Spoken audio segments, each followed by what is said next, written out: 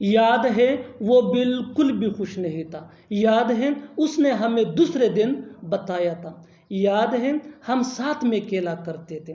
इन जुमलों में हम कह रहे हैं याद है, इसके लिए आपको यूज करना होगा इंग्लिश में do you remember.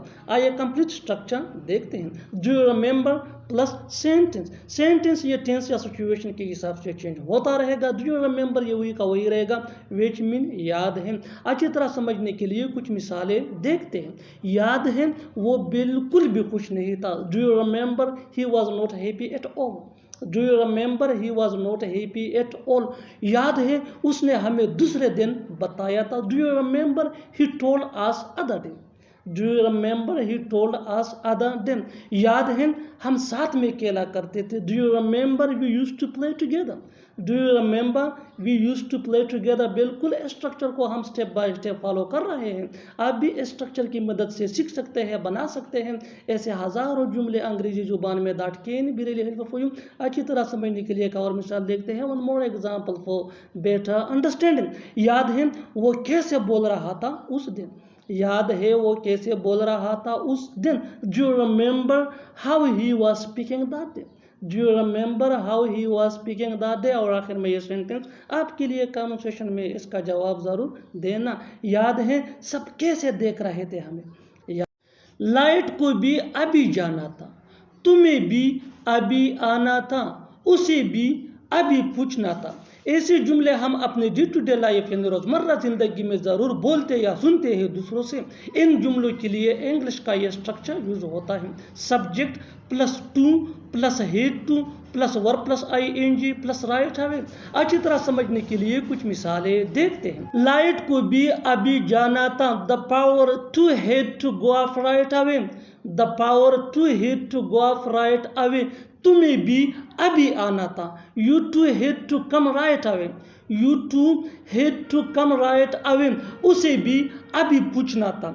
He too had to ask right away. He too had to ask right away. बिल्कुल फार्मूले को हम स्टेप बाय स्टेप फॉलो कर रहे हैं। आप भी इस फार्मूले के बेस पे सीख सकते हैं, बना सकते हैं। ऐसे हजारों जुमले अंग्रेजी जुबान में आसानी say that can be really helpful. अच्छी तरह समझने के लिए एक और मिसाल देखते हैं। One more example for better understanding. उसे भी अभी बताना था। उसे भी अभी बताना था। He to tell right away. He to tell right away. और आखिर में ये सेंटेंस आपके लिए कमेंट सेक्शन में इसका जवाब जरूर देना। तुम्हें भी अभी निकलना था। इससे पहले कि बहुत देर हो जाए सच बता दूं मुझे। इससे पहले कि बहुत देर हो जाए तुम्हें अपनी गलती मान लेनी चाहिए। इससे पहले कि बहुत देर हो जाए घर आ जाओ। इन जुमलों में हम कह रहे हैं इससे पहले कि बहुत देर हो जाए। इसके लिए आपको यूज करना होगा इंग्लिश में बिफोर इट्स टू लेट। आइए कंप्लीट स्ट्रक्चर देखते हैं। Sentence plus before it's too late. Sentence ये टेंस या सिचुएशन के हिसाब से चेंज होता रहेगा। बिफोर इट्स टू लेट ये वही का वही रहेगा, विच मीन इससे पहले कि बहुत देर हो जाए। अच्छी तरह समझने के लिए कुछ मिसालें देखते हैं। इससे पहले कि बहुत देर हो जाए सच बता दो मुझे।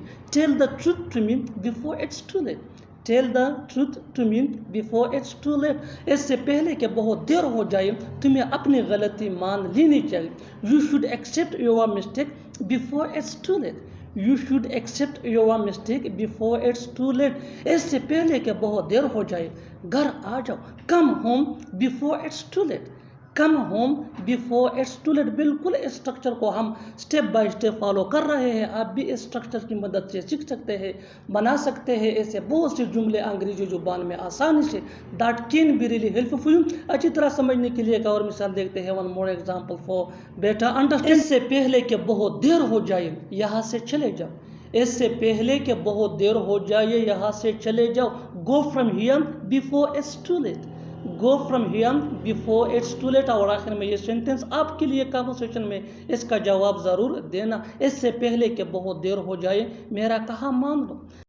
मैंने उसे फोन पर बातें करते हुए देखा। उसने तुम्हें चोरी करते हुए देखा। तुमने उसे यहाँ आते हुए देखा। ऐसे जुमले हम अपने डे टू डे लाइफ यानी रोज़मर्रा ज़िंदगी में ज़रूर बोलते या सुनते हैं दूसरों से। इन जुमलों के लिए इंग्लिश का ये स्ट्रक्चर यूज होता है, subject plus find plus object plus verb plus ING plus other words. Find ये मेन वर्ब है और ये टेंस या सब्जेक्ट के मुताबिक चेंज भी हो सकता है। अच्छी तरह समझने के लिए कुछ मिसालें देखते हैं। मैंने उसे फ़ोन पर बातें करते हुए देखा। I found him talking on the phone. I found him talking on the phone. उसने तुम्हें चोरी करते हुए देखा। He found you stealing. He found you stealing. तुमने उसे यहाँ आते हुए देखा। You found him coming here. You found him coming here. बिल्कुल फार्मूले को हम स्टेप बाय स्टेप फॉलो कर रहे हैं। आप भी इस फार्मूले के बेस पे सीख सकते हैं, बना सकते हैं ऐसे हज़ारों जुमले अंग्रेजी जुबान में आसानी से। That can be really helpful. अच्छी तरह समझने के लिए एक और मिसाल देखते हैं। One more example for better understanding. उसने मुझे ये काम करते हुए देखा। He found me doing this work. He found me doing this work. और आखिर में ये सेंटेंस आपके लिए कॉमन सेशन में इसका जवाब ज़रूर देना। मैं उसे रोज़ घर पे पढ़ते हुए देखता हूँ। वो घर जाने का सोच रही है। मैं मोबाइल खरीदने का सोच रहा हूँ। हम वहाँ जाने का सोच रहे हैं। इन जुमलों में हम कह रहे हैं सोच रहा हूँ, सोच रही है या सोच रहे हैं। इसके लिए आपको यूज़ करना होगा इंग्लिश में थिंकिंग ऑफ। आइए कंप्लीट स्ट्रक्चर देखते हैं। सब्जेक्ट प्लस हेल्पिंग वर्ब जिसको ऑक्सिलरी वर्ब भी कहा जाता है, ये टेंस या सब्जेक्ट के मुताबिक होगा, plus thinking of plus verb plus ING plus other words. अच्छी तरह समझने के लिए कुछ मिसालें देखते हैं। वो घर जाने का सोच रही है। She is thinking of going home. She is thinking of going home. मैं मोबाइल खरीदने का सोच रहा हूँ।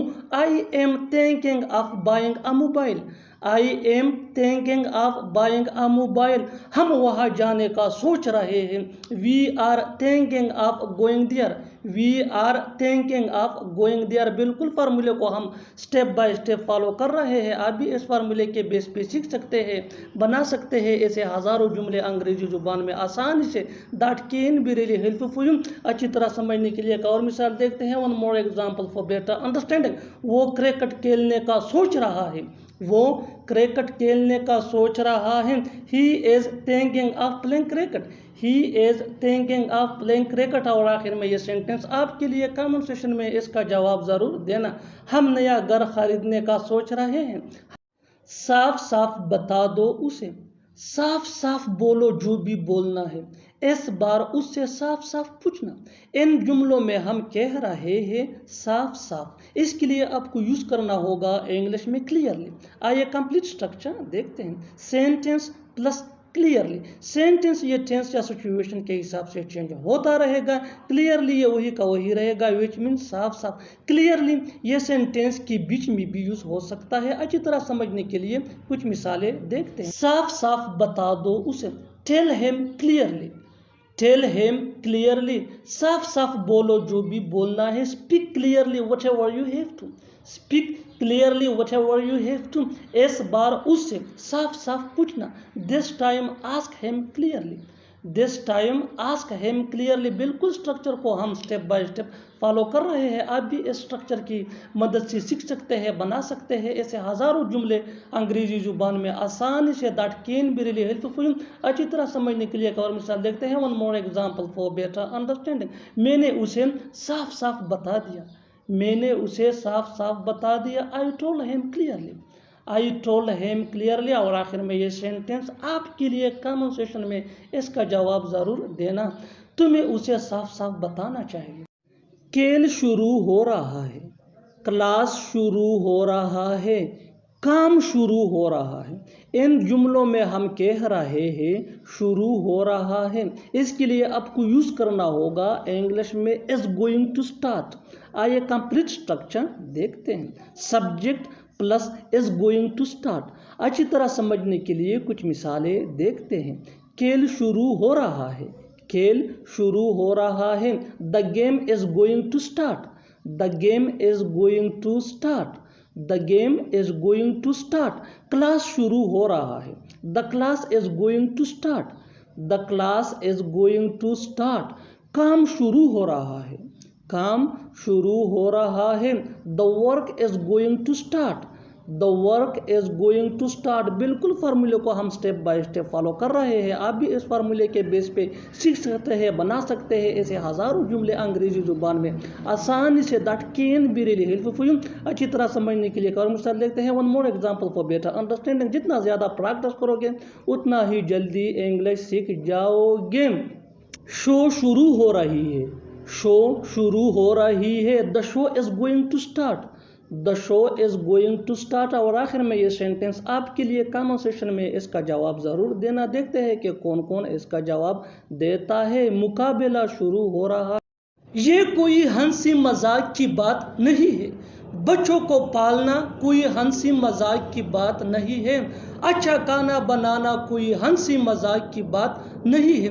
इन जुमलों में हम कह रहे हैं हंसी मजाक की बात नहीं है। इसके लिए आपको यूज करना होगा इंग्लिश में नो लाफिंग मैटर। आइए कंप्लीट स्ट्रक्चर देखते हैं। सब्जेक्ट प्लस हेल्पिंग वर्ब, जिसको ऑक्सिलरी वर्ब भी कहा जाता है, ये टेंस या सब्जेक्ट के मुताबिक होता है, प्लस नो लाफिंग मैटर। अच्छी तरह समझने के लिए कुछ मिसालें देखते हैं। ये कोई हंसी मजाक की बात नहीं है। It is no laughing matter. It is no laughing matter. बच्चों को पालना कोई हंसी मजाक की बात नहीं है।